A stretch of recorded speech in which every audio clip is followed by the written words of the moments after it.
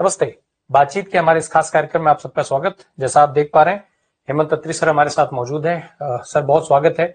इस समय सर जब चुनाव हो रहे हैं तो कई सारी चीजें भी उसके साथ में चल रही हैं। एक तरफ जहां वन नेशन वन इलेक्शन की बात होना शुरू हो गई है, वहीं दूसरी तरफ लोग अब ये भी कहने लगे हैं कि ये सिर्फ मोदी जी का एक सिगूफा है, क्योंकि मोदी जी के पास कोई मुद्दा नहीं बचा है। राहुल गांधी के इर्द गिर्द देश और विदेश का मीडिया केंद्रित होता जा रहा है, इसलिए ध्यान भटकाने के लिए जो जरूरत है ऐसे मुद्दों की।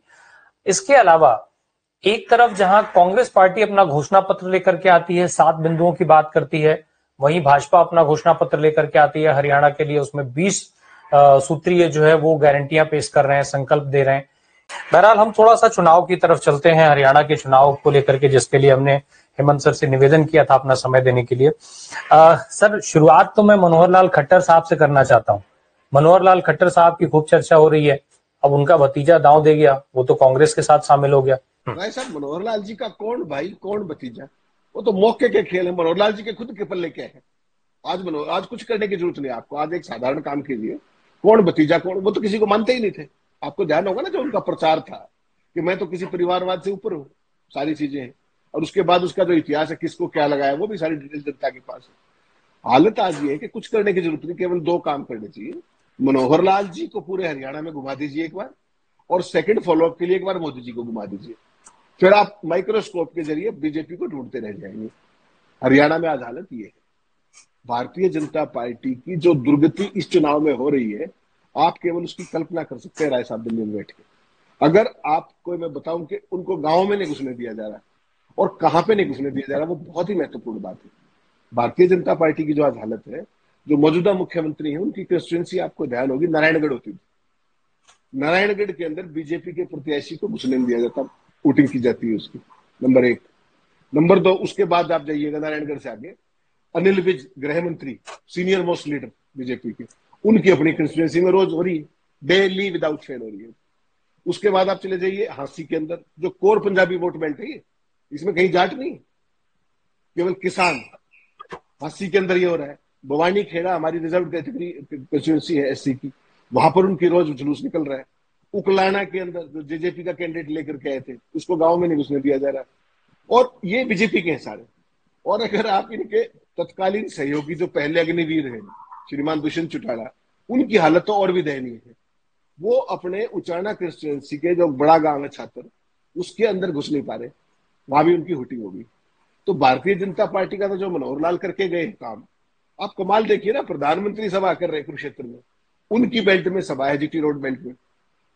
मनोहर लाल खट्टर केंद्र में 8वें नंबर के मंत्री हैं, उनकी कंस्टिट्यूएंसी से 20 किलोमीटर पे सभा हो रही है। और मनोहर लाल का ना फोटो है, ना वो मंच पर मौजूद है। मोदी की सभा की बात कर रहा हूं। और ना किसी भी वक्ता ने मनोहर लाल का नाम दिया, नाम ही नहीं लिया, जिक्र ही नहीं किया 9.5 लाख के चाचे का। तो भारतीय जनता पार्टी की हकीकत ये है राय साहब जी। सर कांग्रेस पार्टी और भारतीय जनता पार्टी दोनों के घोषणा पत्र आए। पहले तो जरा मैं एक आपसे समझ लूं सर, दोनों के घोषणा पत्र में क्या विशेष रहा, क्या खास रहा, अगर हम हरियाणा के लिहाज से बात करें। क्योंकि एक तरफ 7 गारंटियां, दूसरी तरफ 20 सूत्रीय संकल्प। तो 7 वादे पक्के इरादे का नाम कांग्रेस पार्टी ने दिया, भाजपा ने संकल्प पत्र का नाम दिया। क्या खास मिल रहा है इन दोनों घोषणा पत्रों के हिसाब से हरियाणा को? राय साहब, घोषणा पत्र की बात करने से पहले मैं 2 चीजें आपके दर्शकों के लिए बिल्कुल स्पष्ट कर दूं। मैं एज ए प्रोफेशनल जर्नलिस्ट हमेशा फ्रीबीज और मुफ्तखोरी के बहुत सख्त खिलाफ हूं, चाहे वो कांग्रेस करे चाहे भारतीय जनता पार्टी करे। सरकार का काम सुशासन होता है, सरकार का काम होता है ग्रास रूट पे डिलीवरी करने का, और सरकार का काम होता है विकास करने का। केवल ये जो फ्रीबीज है, मैं व्यक्तिगत तौर पर खिलाफ हूं, सैद्धांतिक तौर पर। बाकी चाहे कोई कुछ भी करता रहे। और एक हरियाणा जैसा प्रदेश जिस पर 1966 से लेकर 2014 तक केवल 70,000 करोड़ रुपए का कर्ज था, वो पिछले 10 सालों में बीजेपी ने बढ़ाकर 3,17,000 करोड़ ऑलरेडी कर दिया है। 70,000 कितने सालों का? 48 साल का। और 10 साल के अंदर 3,18,000 करोड़। एक तो ये तथ्य समझ लीजिए, पहली बात। दूसरी बात, जो सबसे इंपॉर्टेंट बात है, कि भारतीय जनता पार्टी के घोषणा पत्र, और बेसिकली इसमें से 20 मुद्दे अगर आप बात करें, बीजेपी के जो संकल्प जिसको आप कहते हैं, उनमें से 5 तो कांग्रेस की चोरी की हुई है। क्योंकि वो कांग्रेस कहीं भी वो बात करती है तो ये क्या बोलते हैं आपको पता है? कि ये तो रेवड़ी बांट रहे हैं। मुफ्तखोरी करा रहे हैं, इस तरह की बातें करते हैं। कांग्रेस पार्टी ने 18 से 60 साल की महिलाओं के लिए कल जो घोषणा पत्र जारी किया दिल्ली में, उसमें उन्होंने 2,000 रुपए की घोषणा की महिलाओं को, बेटियों को। बीजेपी वैसे तो रेवड़ी के खिलाफ है, मुफ्तखोरी के। भाजपा ने कल जो मैनिफेस्टो घोषित करना था वो कल नहीं किया, उसको आज कर दिया, और वो 2,000 से बढ़ाकर 2,100 कर दिया। अब मेरा राय साहब आपसे साधारण सवाल है कि 10 साल से आप सत्ता में थे, तब आपने कोई महिलाओं को चवन्नी दी है क्या? एक नया पैसा दिया हो? अब 2,100 की जरूरत कहां पड़गी? और क्या ये रेवड़ी नहीं है? एक बात। दूसरी सबसे महत्वपूर्ण बात जो उन्होंने कही कि हम जो है 6 आईएमटी बनाएंगे, जो इंडस्ट्रियल मॉडल टाउनशिप होती है, 6 नई बनाएंगे। उनसे कोई ये पूछे कि पिछले 10 साल में आपने एक बनाई है कोई? 10 साल में एक नहीं बनाई, उसका नाम बता दो। सर वो 6 है कि 10 है? 10 है, 10 को। आईएमटी आईएमटी आईएमटी हाँ, इंडस्ट्रियल आईएमटी 10 के लिए बोला है ना उन्होंने? छह छह कहिए, जहां तक मेरा ध्यान है, जो अच्छा, मैंने सुना ठीक है, छह क्या था। ठीक है, बिल्कुल।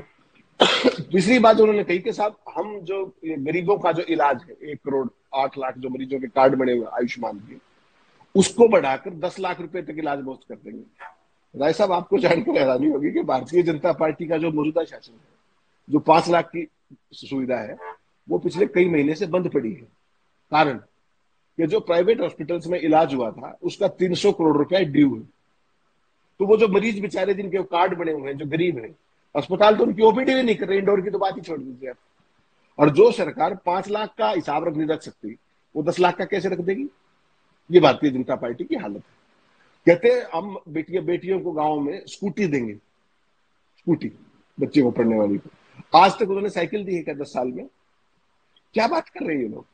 उसके अलावा इनका कोई भी वायदा आप देख लीजिए, कोई भी वायदा खोल के देख लीजिए, क्या कहते हैं, मतलब इनकी मैं तो हैरानी करता हूँ। कहते हैं कि हम 8 की बजाय हमने 24 फसलों पर एमएसपी कर दिया हरियाणा में, अभी घोषणा की थी, आपको ध्यान होगा। और हर खरीद सीजन के ऊपर किसान बेचारे आंदोलन और प्रदर्शन करते हैं कि हमारी फसलें पिट रही है। अगर आप इतने किसानों की हितैषी हैं, जो कि मोदी जी क्लेम करते हैं, तो किसान वो जो बैठे हुए हैं वहां पर बॉर्डर्स के ऊपर, वो क्या कह रहे हैं? एमएसपी की गारंटी दे दीजिए। तो उसका कहीं जिक्र नहीं है। कांग्रेस ने किया अपने घोषणा पत्र एमएसपी गारंटी, ये उससे साफ मुकर नहीं किया इन्होंने। ओल्ड पेंशन स्कीम का जिक्र तक नहीं किया। उसके बाद कांग्रेस पार्टी ने कहा कि हम अगर आए तो वृद्धावस्था पेंशन, विधवा पेंशन, विकलांग पेंशन मौजूदा 3,000 से बढ़ा के 6,000 कर देंगे। ये भाई क्या कह रहे हैं कि अगर हम आए तो प्रोपोर्शनेट बढ़ाएंगे जो महंगाई दर की है।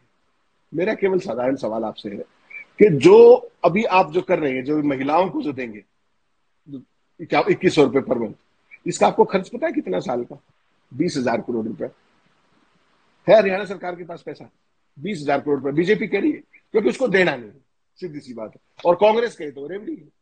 फिर साहब ये कहते हैं कि हम 900 जो सिलेंडर है, गरीबों को 500 रुपए का सिलेंडर देंगे। मेरा आपसे ये साधारण सवाल है कि भारतीय जनता पार्टी शासित प्रदेश में कई प्रदेश है, कितनों में दे रहे हैं 500 रुपए का? और अगर यहां दे सकते हैं तो पहले क्यों नहीं दिया? अब क्यों कह रहे हैं? इस योजना पर, केवल एक इस योजना पर साल का 900 करोड़ रुपया खर्च आएगा। क्या हरियाणा सरकार उस पोजीशन में है? जवाब है ना। जो किसी भी जो आप फाइनेंशियल कंस्ट्रेंट हर पार्टी के, कांग्रेस में भी वो यूं लागू, कांग्रेस भी कोई घर से नहीं देगी। और जब आप इस तरह की फ्रीबीज देते हैं राय साहब, तो उसमें गवर्नेंस बैक सीट ले लेती है।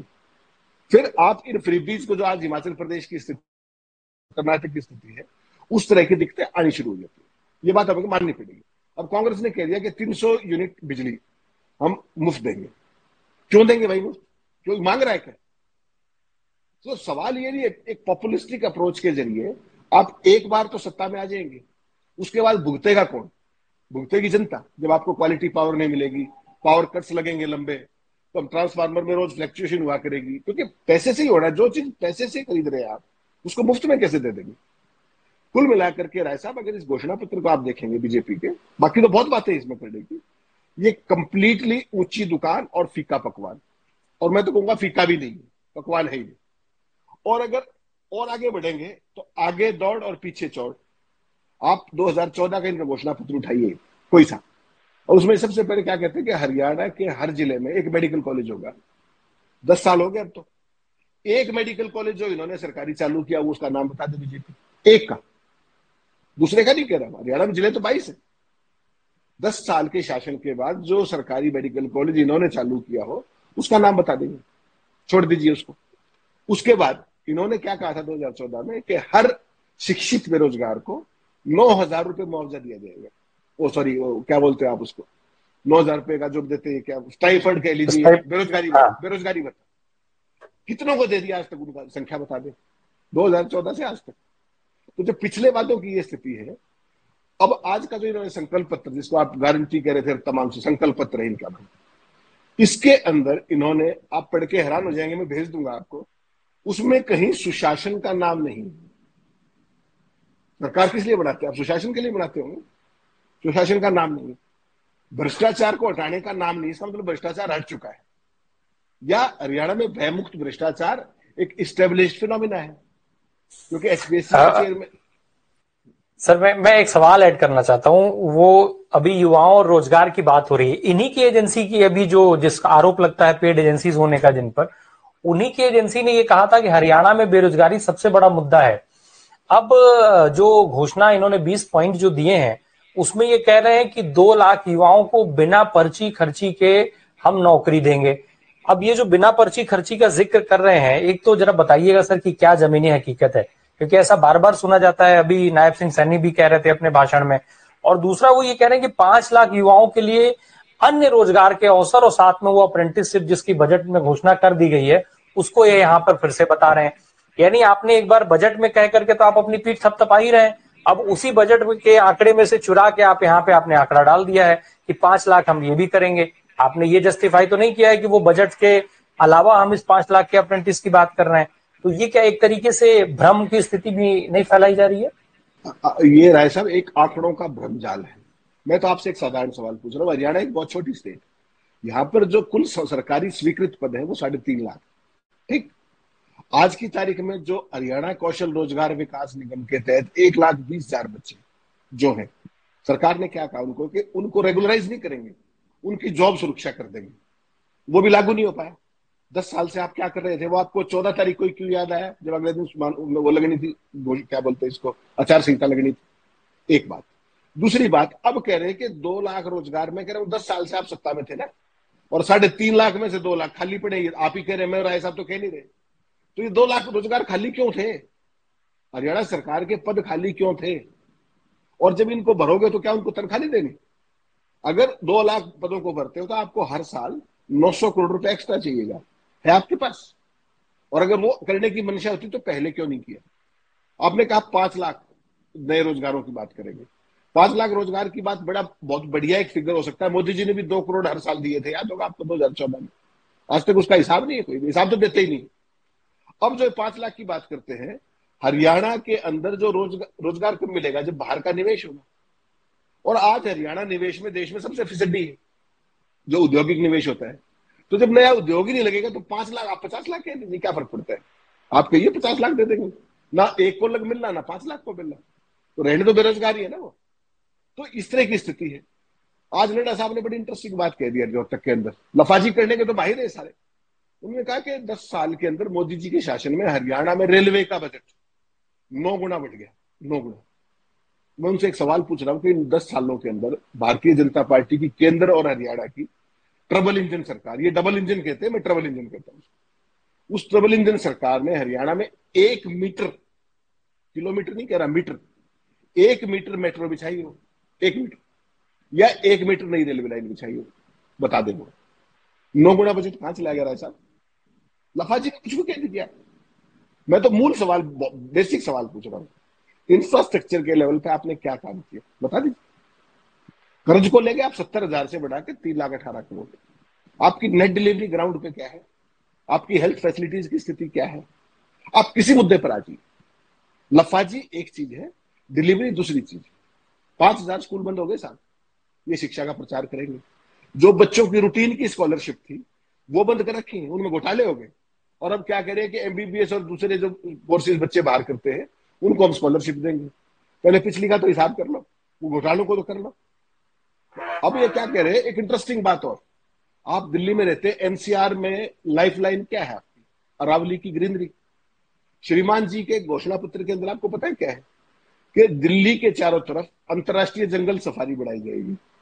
और सुप्रीम कोर्ट क्या कहता है कि अरावली को टच भी नहीं कर सकते, इकोलॉजिकली फ्रेजाइल एरिया है। इनकी कल्पना कीजिए, अरावली के संसाधनों की डकैती। पहले वहां पर इलीगल माइनिंग 10 साल से चल रही है, खरबों रुपए की, सरकारी संरक्षण में। आपको ध्यान होगा डीएसपी को बावर्दी मार दिया था वहां पर खनन माफिया ने, ध्यान होगा ना। तो उस तरह आज तक कुछ नहीं, कोई अकाउंटेबिलिटी नहीं, पूरे हरियाणा में लूट मची हुई। और ये क्या कह रहे हैं कि हम अरावली के अंदर सफारी बनाएंगे। सफारी बनाने के लिए और देश थोड़ा है क्या? दिल्ली के आसपास कितनी ग्रीनरी बची है, और उसमें भी आप सफारी बनाने चल पड़ेंगे तो क्या होगा? तो ये इनकी लफाजी और लैक ऑफ विजन ये जो दर्शाता है कि इनको केवल केवल बड़े बड़े सपने बेचने। आपको ध्यान होगा 2014 में मुख्यमंत्री जो थे श्रीमान मनोहर लाल, उनके शहर को स्मार्ट सिटी बनाया जाना था। मनोहर लाल बताते स्मार्ट सिटी बन गया क्या करनाल? 10 साल तो हो गए। जी ये ठीक। ऐसा ही हाल छत्तीसगढ़ के हसदेव के जंगलों का भी हुआ था। चुनाव में वादा कुछ और किया गया और अब वहां स्थिति क्या है वो वहां के लोग बता रहे हैं कि किस स्पीड से उसको काटा जा रहा है। तो ये चीजें हैं। सर मैं जल्दी जल्दी 2-3 चीजें और पूछ लेना चाहता हूं आपसे।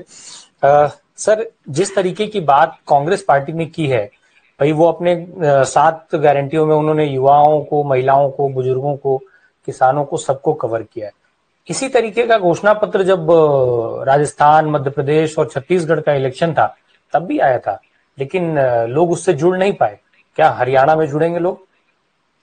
ये राय साहब बड़ा इंटरेस्टिंग सवाल आपका है। मुझे तो हरियाणा की स्थिति कुछ और लग रही है इस बार। आप हरियाणा में आओगे तब देखोगे। मुझे लगता है हरियाणा के लोग इस बार घोषणा पत्र की परवाही नहीं कर रहे। उन्होंने एक सूत्रीय एजेंडा बना लिया कि इस बार बीजेपी का इलाज ही कर देना है for all times to come. इसीलिए आप देखिए ना, मनोहर लाल कहां दिख रहे हैं आपको? होटलों में मीटिंग कर रहे हैं चुप छुपा के, कहीं पब्लिक में कहीं देख रहे हैं आप उनको? जबकि 9.5 साल सत्यानाश करने का श्रेय उन्हीं को जाता है। अब उनको प्रचार से भी दूर कर लिया गया है, चुपके चुपके कर रहे हैं। सारी टिकटें उन्होंने बांटी हैं, रणनीतिकार भी वही है। फिर क्यों नहीं आ रहे बाहर? उनका तो मेन फेस होना चाहिए। और नायब सिंह सैनी अब भावी मुख्यमंत्री है।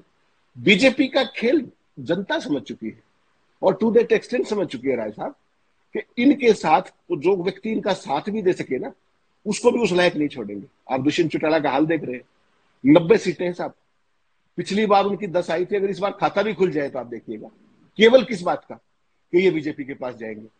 वही हाल मुझे लग रहा है कि अब से कुछ दिन पहले जब मैं और आप बात कर रहे थे, अभय सिंह चौटाला की पार्टी थोड़ी सी उठती हुई दिखाई दे रही थी कि शायद कुछ 5-4 सीटें बढ़ेंगी उनकी, चल जाएगी। पिछली बार तो एक ही थी।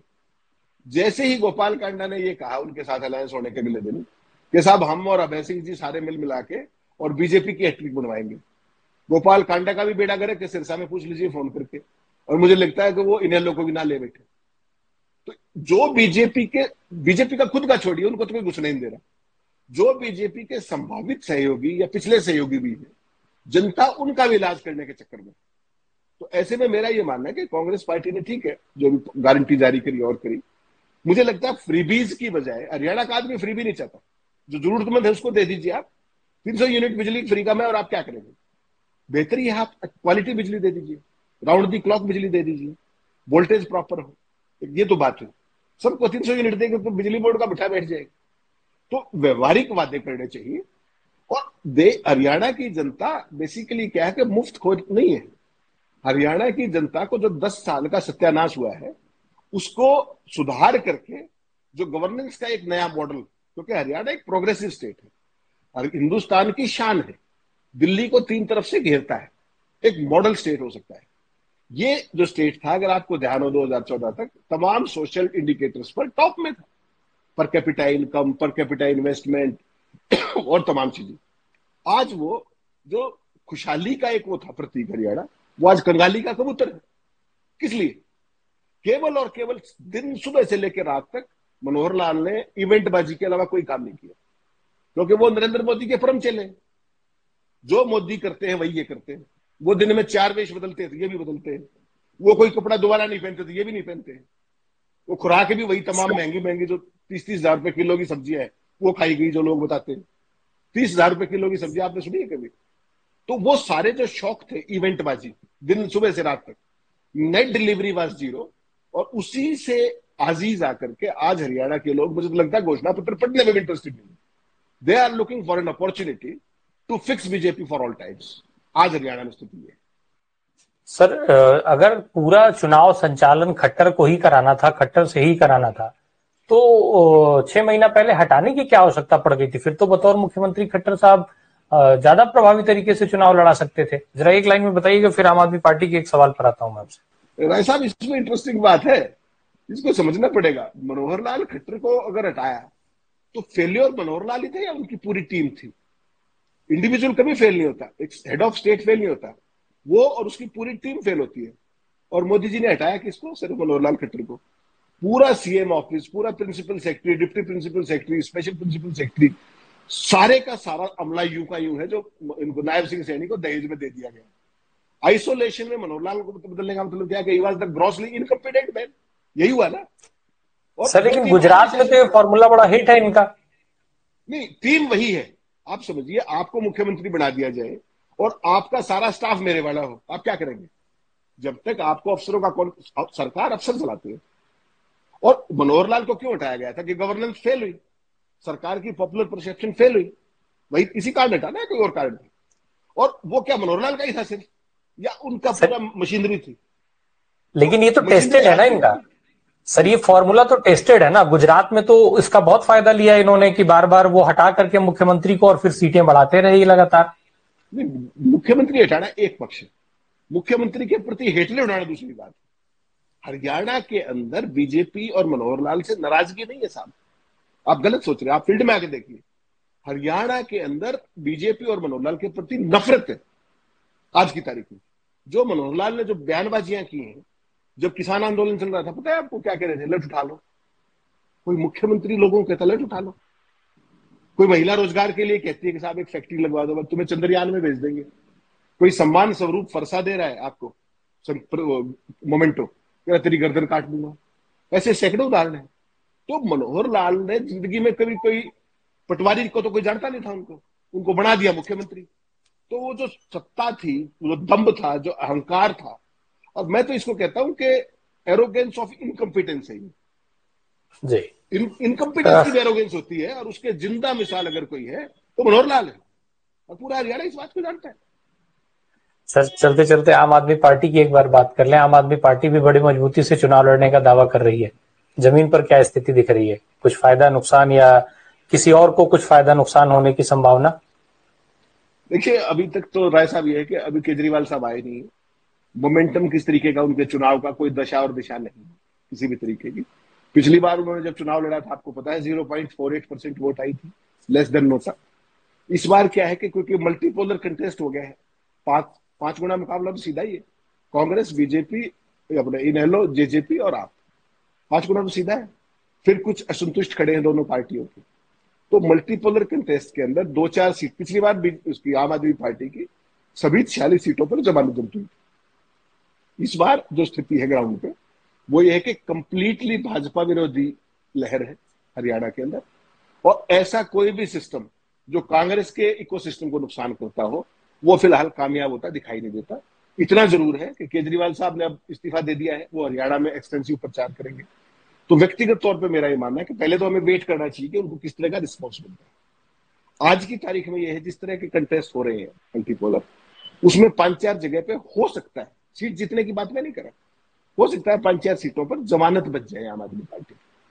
तो वो जमानत बचेगी तो किसका लाभ होगा, किसकी वोट कटेंगी, वो सीट टू सीट वेरी करेगा। अभी बैठ के ये कहना बड़ा मुश्किल है कि एक्स की नुकसान करेंगे या वाई की करेंगे, क्योंकि अरविंद केजरीवाल वैश्य समुदाय से आते हैं, और वह समुदाय ट्रेडिशनली हरियाणा के अंदर बीजेपी का वोटर, आरएसएस का वोटर। और केजरीवाल एज ए मैन वैश्य समुदाय की अस्मिता का अपने आप को दिखाने की कोशिश करेंगे। अच्छा, मूल रूप से वो हरियाणा में चुनाव लड़ने की डेस्परेशन भी वही है। और अपनी वो पिछली बार चर्चा हुई थी, जमानत में बाहर आने का भी एक बहुत बड़ा कारण हरियाणा में अलग अलग चुनाव लड़ने का है। तो बहुत सारी चीजें हैं। अभी 5-4 दिन जब वो घूमेंगे, किस तरह का रिस्पॉन्स मिलता है, ग्रास रूट पे क्या चीजें जाते हैं, तो उस पर हम फिर लगातार बात करते रह सकते हैं। आज की तारीख में यही है कि कुछ सीटों पर हो सकता है जमानत बच जाए। चलिए, अरविंद केजरीवाल का इस्तीफा उनकी पार्टी के लिए कुछ संजीवनी का काम जरूर करेगा। बहुत बहुत धन्यवाद हेमंत सर, हमसे इन महत्वपूर्ण बातों पर चर्चा करने के लिए, और हमारे दर्शकों को हरियाणा चुनाव को लेकर के काफी कुछ स्थितियां जो है स्पष्ट करने के लिए। Thank you so much sir.